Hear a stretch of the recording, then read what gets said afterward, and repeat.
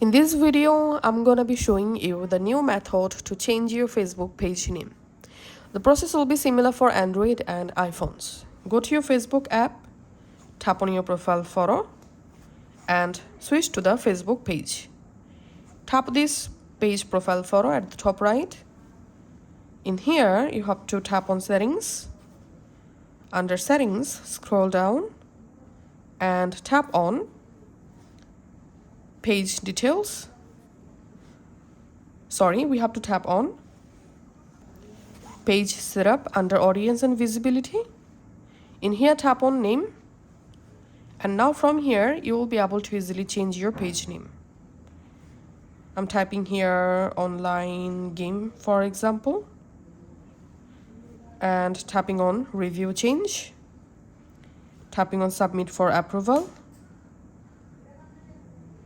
and we can see if you change your name, you can't change it again for 60 days. And we can see my page name successfully changed. I'm just closing Facebook and going back, going to my profile, and we can see my page name successfully changed. So that's how you can actually do it. Thanks for watching.